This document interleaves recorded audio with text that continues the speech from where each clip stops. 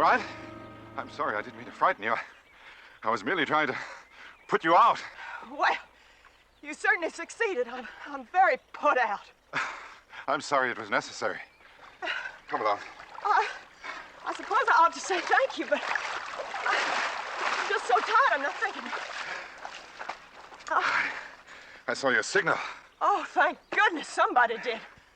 I've been lost for days. You mean you're alone? I've been looking for Boonesboro. It must be somewhere near here. I'm headed there myself. If you can walk, I'll have you there in an hour.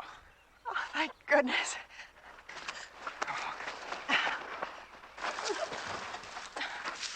Oh, don't worry. I'm all right. After all I've been through, another hour's nothing if it means finding Daniel Boone. Madeline almost convinced me. Well, Blakely, step number 1 accomplished.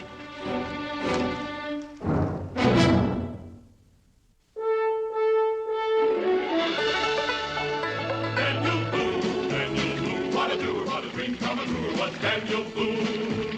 From the coonskin cap on the top of old Dan to the heel of his rawhide shoe, the rippenest, roaringest, fightingest man the frontier ever knew. Daniel Boone was a man, yes, a big man, and he fought for America to make all Americans free. What a Boone, what a doer, what a dream come true was he.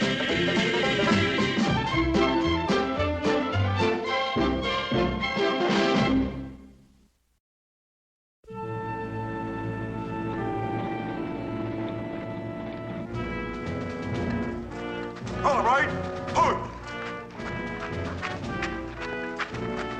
Detail, pull. Right, hey. I don't know. You march like a bunch of old. All right, now you get this through your heads and you get it straight. Soldiers you're not. Soldiers you might not want to be. But the most important battle that may ever be fought on this frontier rests on you. Well, you men are going to be ready for it if I have to march the legs off every man in this settlement. Captain, look. It's Daniel Boone. Boone's back. Dismiss him, Sergeant. That'll be all for the day. Dismiss.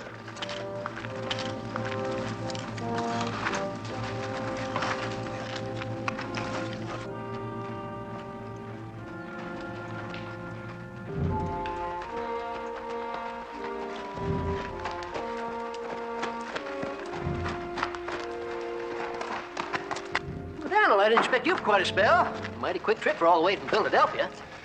Well, it turned out to be a rather urgent business. You actually meet with the Continental Congress? Oh, not the whole shebang. They're pretty busy men. Just a committee that sent for me.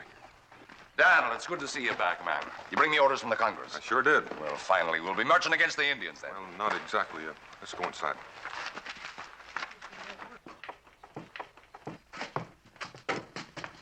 Daniel, what do you mean, not exactly? What are my orders?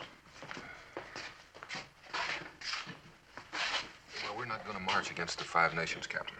We're going to try to make peace with them. You're joking, man.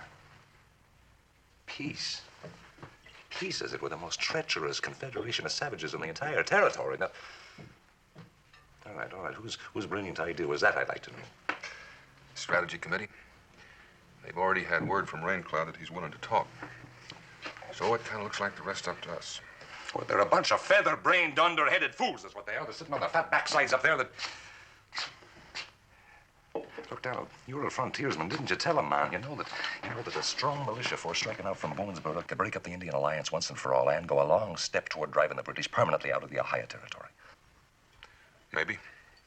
We'd have to have a lot more luck than we've had so far. And also know that if you sign a treaty of neutrality with the Five Nations, we won't be able to attack north of the Ohio at all.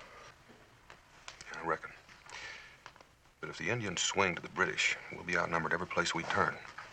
But if the Five Nations agree to stay neutral, we've turned the tables, and we'll have more men on the frontier than the Redcoats can muster. Sure we will. If the Indians respect the treaty, we will.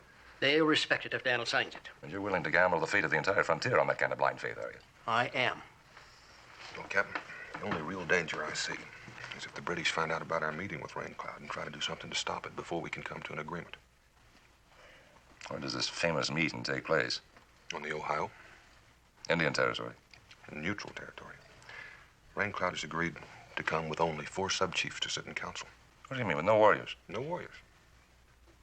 And you're going to take his word for that? Well, Seems he's going to take my word. Why should I doubt his?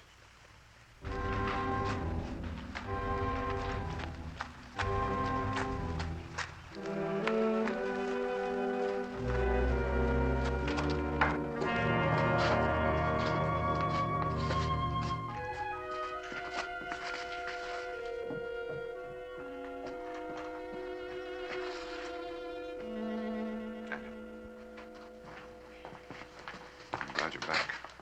This is a serious matter, I'm afraid. I found the lady out on the Cumberland Run, lost, trying to make her way here. Alone, as you can see. Who is she? Her name is Madeline Lorne, the victim of a massacre. There were no survivors unless some of them were carried off prisoner. She doesn't know, not even about her own husband. Where did it happen? Up in the Ohio, about 100 miles from here, a place called Tamarack. That's very close to where our council meeting is to take place. Daniel, it sounds like Ravencloud has brought his warriors in spite of your agreement. We'll talk about that later. She's no condition to answer questions now. This is something Becky can attend to. You're going to be all right now, ma'am. I won't see you at the cabin later.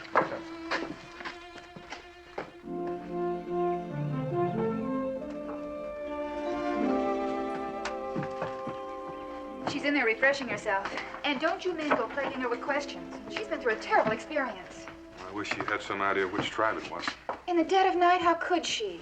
Now that I know the difference in the tribes when I first came to Kentucky. You know, if there were British with them, Daniel. She said only Indians, Captain Ives. Well, there you are, then. It's something the murdering savages thought of them.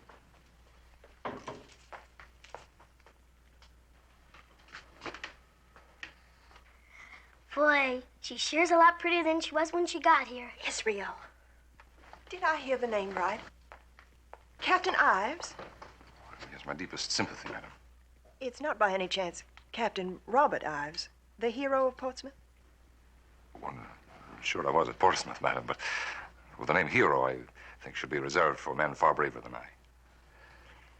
Mr. Boone, of course.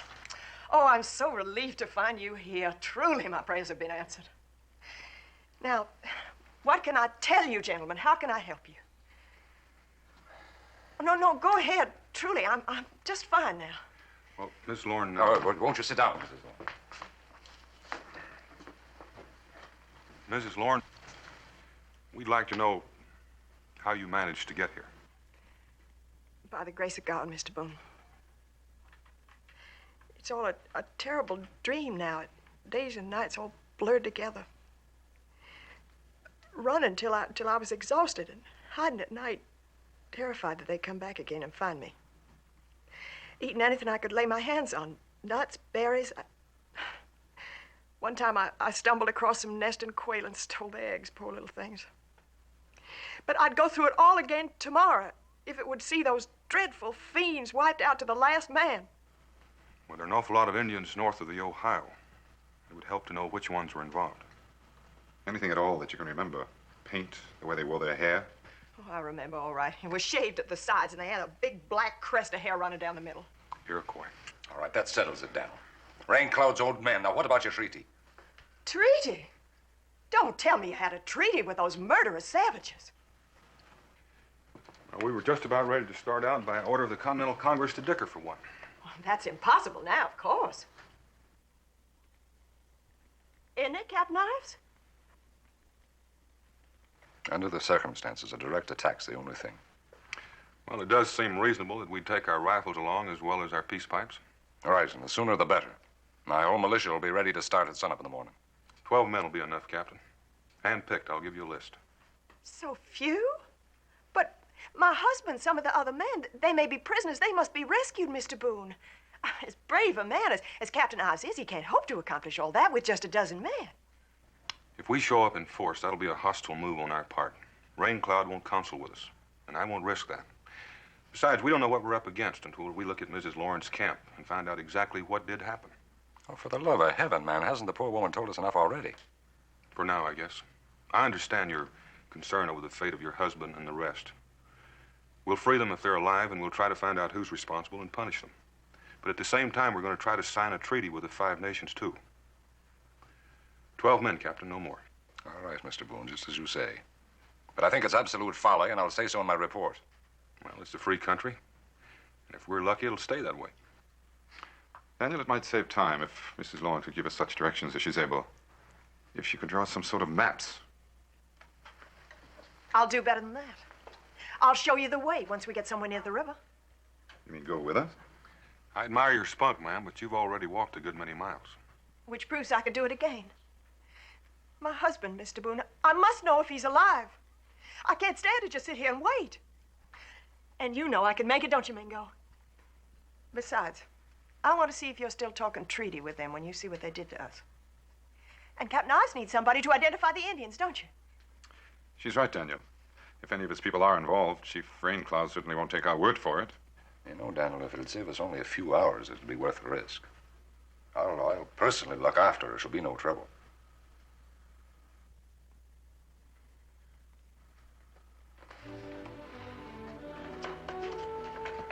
All right, while Cincinnatus is outfitting Captain Ives' men, Rebecca, you'd better take over with this recruit.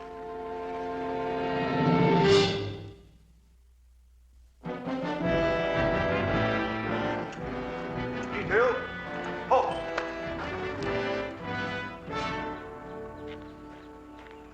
Daniel, ladies. The Cherokee tell me that the trail is clear, at least as far as the West Fork. That's what I'd hoped. If the Five Nations mean peace, there's no point in watching the trail. If they mean war, they'll let us get as close as possible before they show their hand. Well, isn't that a rather risky way of finding out? No better way? No. Everything loaded? Including them presents you ordered for Raincloud. Pardon me. Colonel. You are out a pretty penny for all them stores. Well, if the captain and those men can soldier for free, the least I can do is feed them on the march. Yeah, reckon it would seem so. Sure ain't no way to run a business. But if we get a treaty with the Five Nations, maybe it'll perk the trade up some. Well, it might. Tell you what, Daniel. You keep it quiet, and I'll go halvers with you. Well, thank you, Cincinnatus. You keep an eye on things. Don't worry, Daniel. I'll know what to do. Ready when you are, Captain. It'll be just a moment. There's something I want to do. Mrs. Lauren, would you come with me, please? All right, men, you can stand at rest, but I want your attention. Now, you all know that our orders are to proceed directly to a meeting with the chiefs of the Five Nations. And they're to support Mr. Daniel Boone here in his negotiations for a peace treaty with him. Well, the situation is gravely altered. This is Mrs. Madeline Lorne. Mrs. Lorne has reason to believe that her husband and all of her friends have been killed by Indians, very probably the self-same ones we're supposed to be meeting. All right, now, Mrs. Lorne will accompany us as far as the scene of begging your pardon, the massacre. What we find there will determine any further course of action. All right, I want you all to open your ears now. I want the presence of this brave little woman amongst us to be a constant reminder to us all that should we have to engage with the Indians, our duty is clear and plain. There'll be no quarter given and no mercy shown. And that's all I have to say. All right, you can move them out, Sergeant. Detail. Tench. Hook. About. Please. Forward. 2 weeks, maybe less. Halt. Mama, you youngins take care of your mom. Okay, Pa.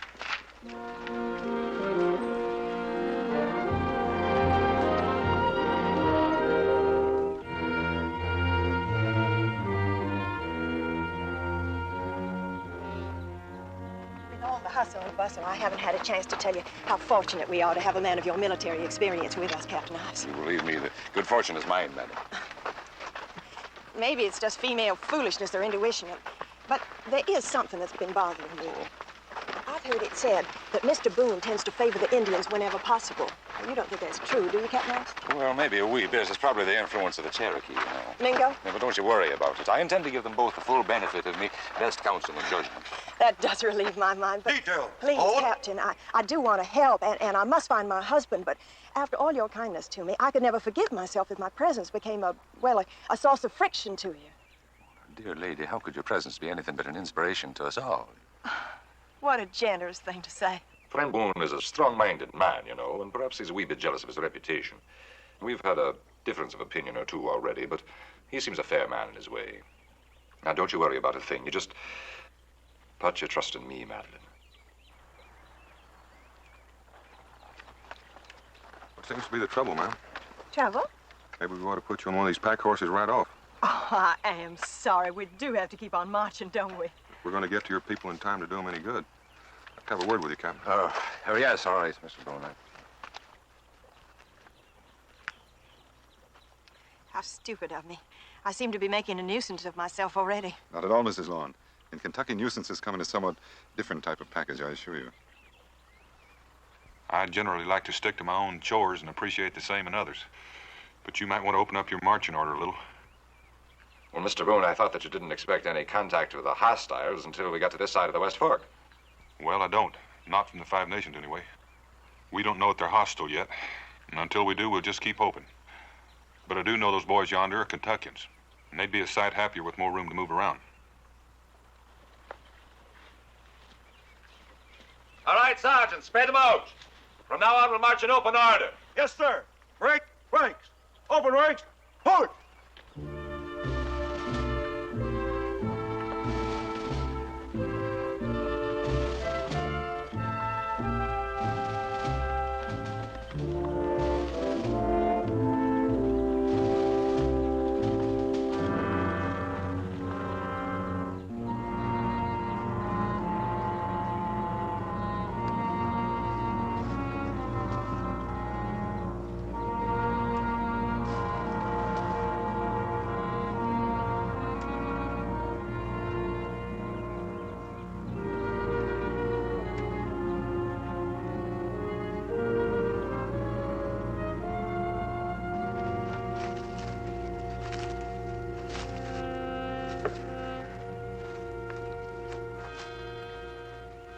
They tell me you're a Cherokee, Mingo.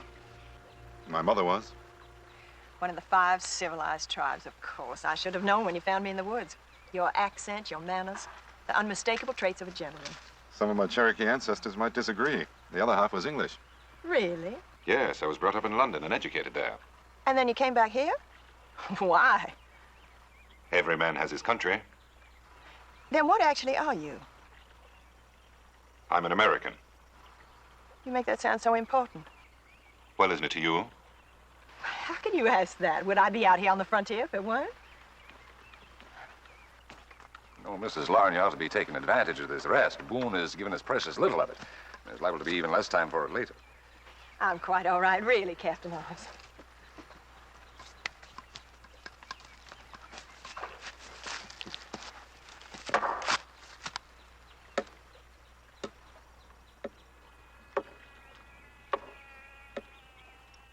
Mr. Mingo, if your friend Boone doesn't mistrust Raincloud's people every bit as much as I do, then what's he prowling around up there all the time for, like a cat, even when we're in friendly territory? I wouldn't do that if I were you, Captain. Well, you wouldn't, would you? Question the great man's motives, is it? Question his infallible judgment. Well, it isn't that. It's just that you're stirring up. I'm doing no such thing. Now, surely my own judgment has some right to respect. Not at this particular moment, Captain.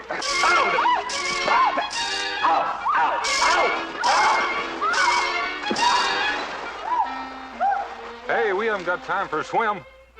What is this? Some kind of Cherokee custom of yours?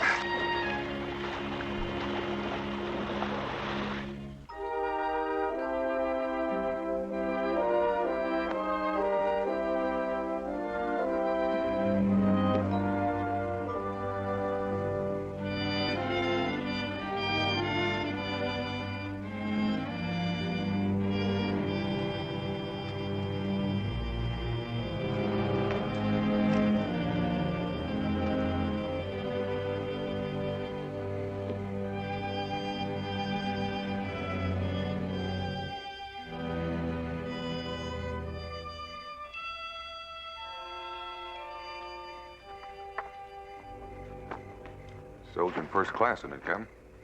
Now, what do you mean by that, Mr. Boone? Oh, that? Well, I was just, She's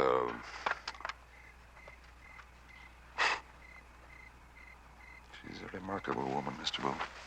Mm-hmm. I guess I'd better check the sentries again. I just did. Everything's quiet. Too quiet.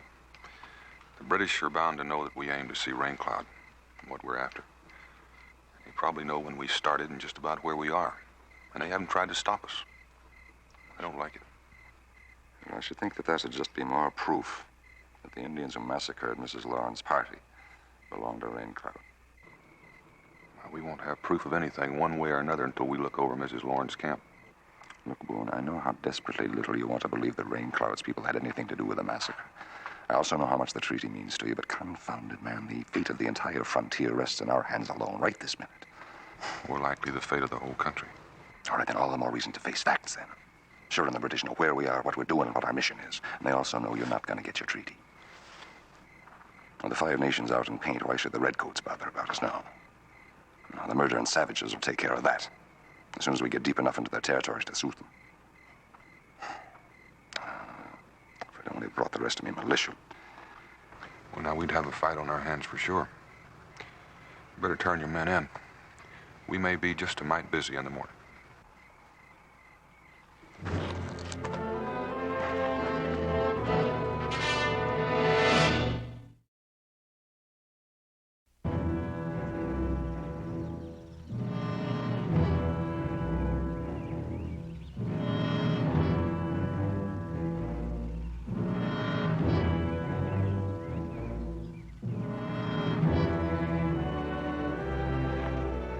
Come with me, Mrs. Lauren. That's the hill we saw back yonder. We were going to build our church right up there on that knoll. We were camped just beyond it. And the place we were to meet Rain Cloud? Oh, I'd make it about 10 miles further down the river. The thing's stirring out there. You know something, Boone? It's just possible they don't know we're here, that they didn't expect us as soon. I hope you're right. You realize what advantage that gives us? We head straight for your council grounds, we can be in position by dark now. We've got 15 guns all told. 16. If we hit them hard and without warning, we could wipe them out in a few volleys. All 5 of them, Captain? Rain Cloud and the 4 other chiefs? Surely you can't still expect them to show up alone. Until I see different, I can't. Captain Ives is right, Mr. Boone. I beg you to listen to him. I'm sorry.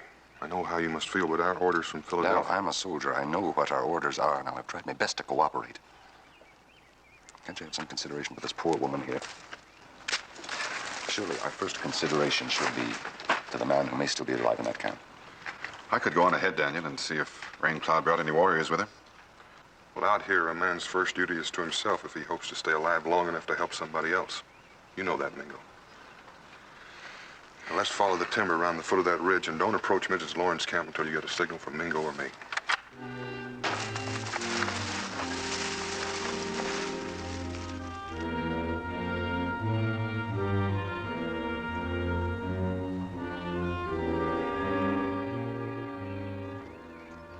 Sure you're all right?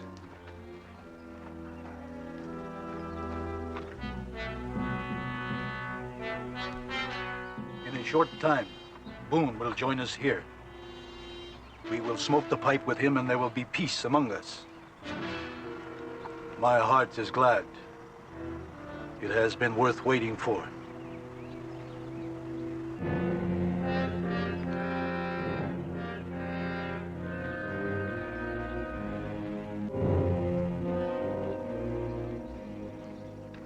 Thorough job. It would be if it were the Iroquois. They probably dumped the bodies in the river so no one could make count. Looks like Mrs. Lauren was a mighty lucky lady. Yes, well, it's something to be grateful for. You were really counting on that treaty with Rain Cloud, weren't you, Daniel? It beats fighting a war. Nobody could be sure if we could win. Well, now you've seen it, Mr. Boone. Well, it looks like you say, Miss Lauren. We'll attack at once, of course.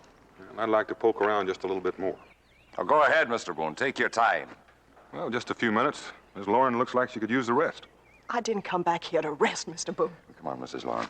Might as well make yourself comfortable while himself makes up his mind. She does look worn out, Daniel. Yeah, I shouldn't wonder. I might tuck her down myself. Why don't you build her a fire so somebody can brew her a cup of tea? It might help. Yes, yes. It's just a small fire. Don't mind the smoke.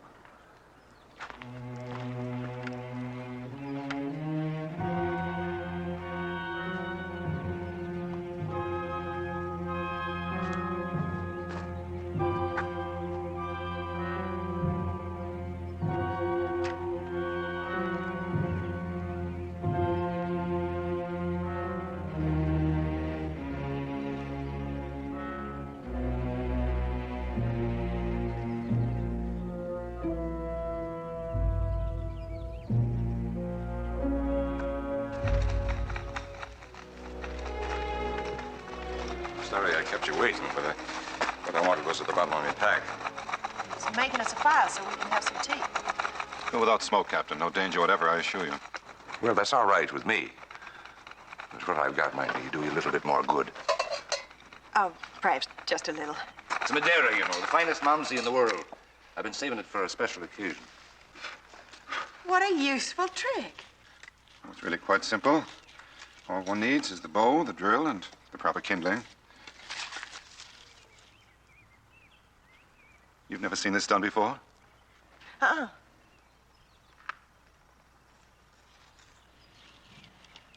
What are you looking at me like that for? Oh, admiration, shall we say? Well, I must be getting back. I believe Daniel is waiting for me. You must try this sometime.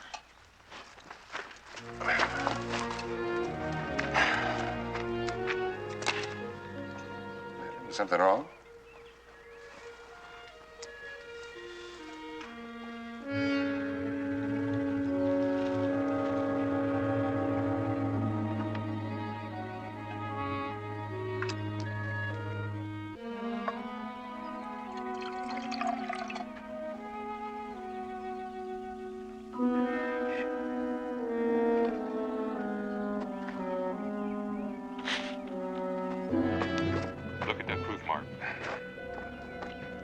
British tall musket. Same model they've passed out to every tribe they've been able to stir up against us. Same model the English issue to their own troops. Are you trying to tell me something? When I first found Madeline Lawn, she had a fire going and was trying to signal for help with it. She didn't even have a knife, let alone a flint and steel. And I just discovered she doesn't know how to use a fire drill. Who built the signal fire for her? That is an interesting question. Are you feeling any better now? No, a little faint. I think maybe it's the wine. I'm not used to it. All right, let me fix your blankets here. You can lie down a little. No, I think I'll just go down to the stream and get a little cold water. No, don't exert yourself. I'll get it for you. Captain, if I'm going to be sick, I want to be by myself.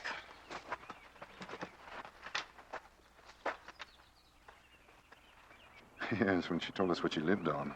Nuts, berries, even quail eggs. A rather curious diet and hardly in season all at the same time. What do you make of all this, Daniel? Well, a British musket could have gotten here any number of ways. They could have carried off their dead as well as their prisoners. Take a look at this. It's funny how little things always trip a feller up. Salt. Plain, old, ordinary table salt. The most valuable and scarce item on the frontier. You think an Iroquois would overlook that? Not very likely. And it's like everything else Mrs. Lorne has told us. Her husband, her friends, the massacre. I think the British fixed up this camp so we'd believe her story. And attack Raincloud instead of making peace with her. We'd best get back to Captain Ives before she tricks him into marching on his own. Well, we'd better make our own story watertight first. Captain Ives is pretty far gone. He might be a difficult fellow to convince. That's true.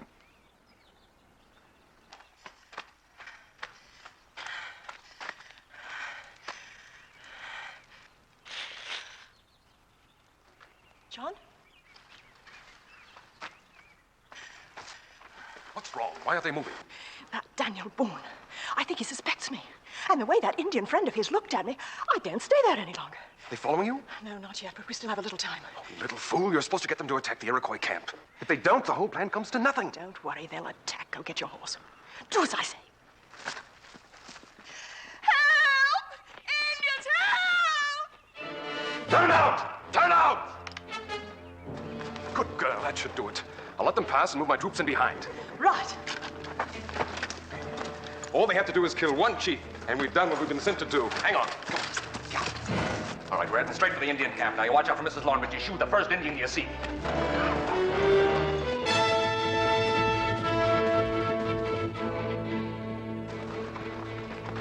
Captain Ives! It's no use, Daniel. They're gone. They're heading up for the council ground, but the scream came from over here.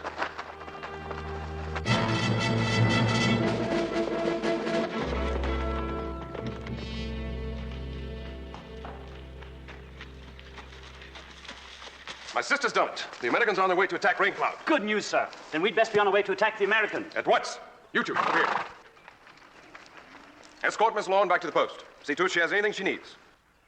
A bath and a fresh change sound good for a starter. Oh, heavenly. Then a banquet, complete to champagne. I'll join you shortly. This won't take long. Go for the ranks.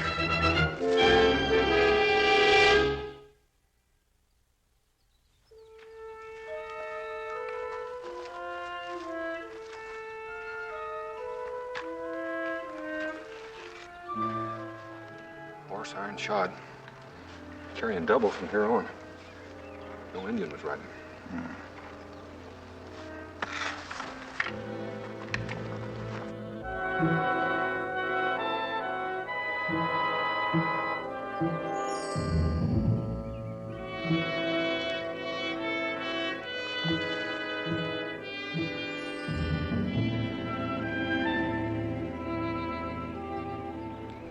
Well, there's the rest of the story. That part I can believe.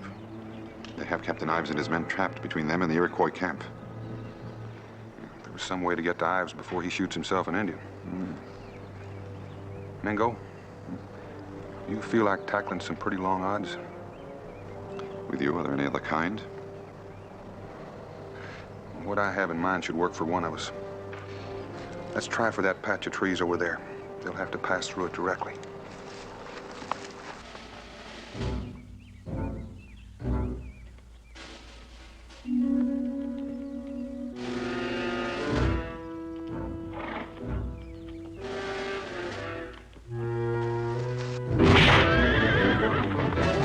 Take them alive, you fools! Run for it, Daniel! Run for it!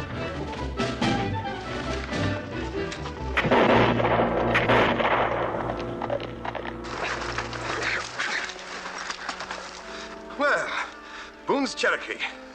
Take him back to the post. And if you let him escape, it'll cost your lives. Form ranks and follow me. Form ranks!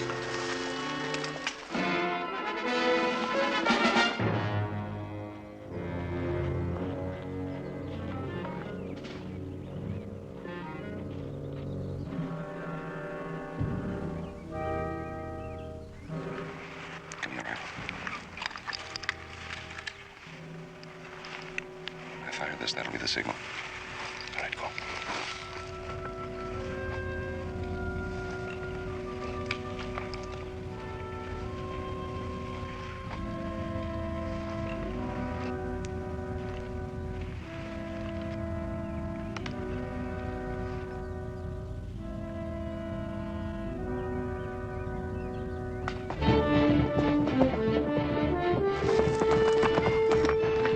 Redcoats aim to attack.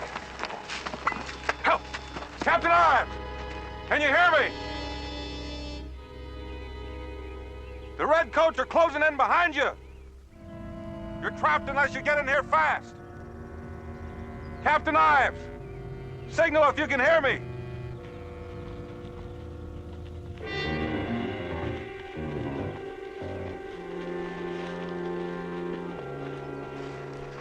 This is the way a friend comes in peace. Many men, many guns. The British lied to us. They accused your warriors of burning out a camp of settlers up the valley. Not settlers' camp. Redcoat make it, then burn it. We think because it was not to their liking. Well, it was to their liking, all right.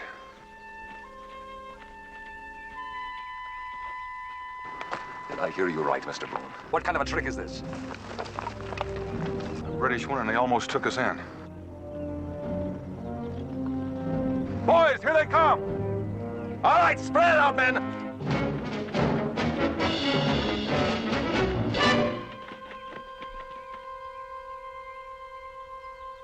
Well, Captain, here's a chance to see if your drill's gonna pay off. All right, men. Pick your target. Fire!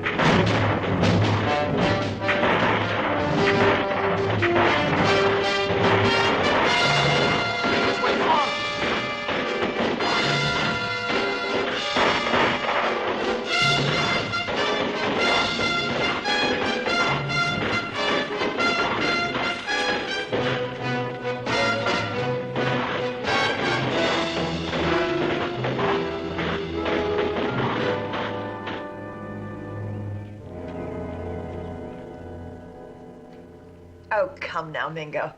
In times of war, a man uses his strength and whatever weapons his ingenuity can devise. Why not a woman? Supposing that I can see the specious logic, Miss Lawn, I'm still relieved to discover that you've never had a husband. Otherwise, I might have spent the rest of my life feeling sorry for a most unfortunate man.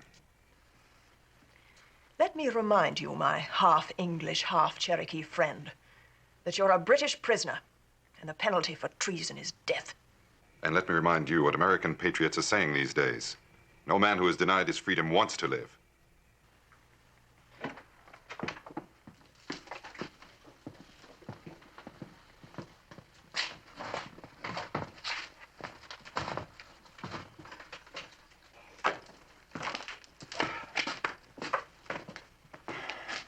Mr. Mingo. Captain, neighborly of you to wait for us. There for a while, I kind of thought we were going to let you down. For a while, I thought you had. Well, Captain, seeing as how you're in command and it's kind of your celebration, why don't you sit at the head of the table? I'll sit here. Well, thank you very much, Mr. Boone.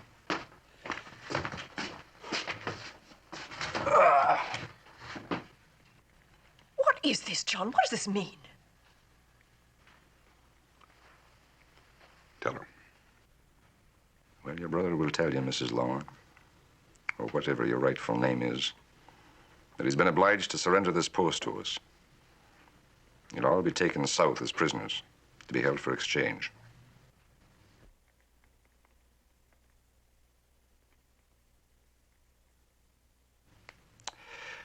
Now, if you'll excuse me, Sergeant. Yes, sir. If they're ready in the kitchen, I think you can tell them to commence serving. Oh, Sergeant, if you can lay your hand on some paper and quill, we might as well get that treaty down with Raincloud in writing while we're waiting. Right away, Daniel. A great man once said, Miss Lawn, that to free another is the first step in freeing oneself.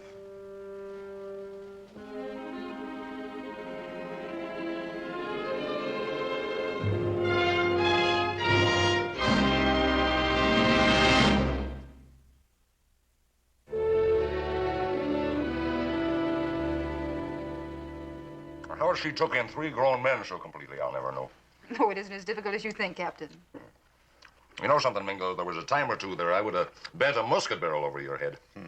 Well, I didn't exactly love my fellow man as I should have either. Well, the trouble was, both you fellas could have used some lessons in romancing a pretty gal. Which you were perfectly willing to give, no doubt. Oh, no. Only in theory. Only in theory. Well, now, you know, I'll say this for her, Daniel. She never showed any favoritism. I mean, you had your chance, man. Oh, you certainly did. Oh, the way she clung to your neck as you crossed that ford. Shameful it was. Really? Can't we talk about anything else but that woman?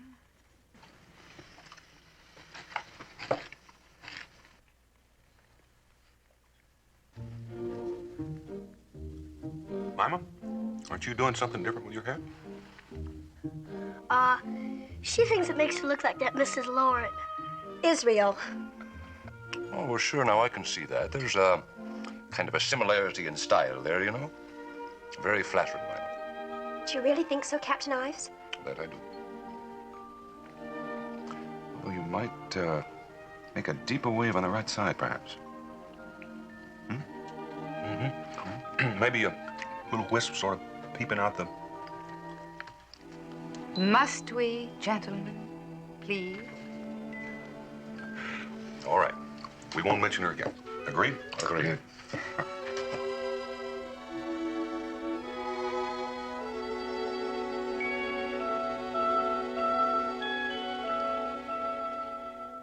No use, Ma. They ain't saying it all right, but you sure can hear what they're thinking.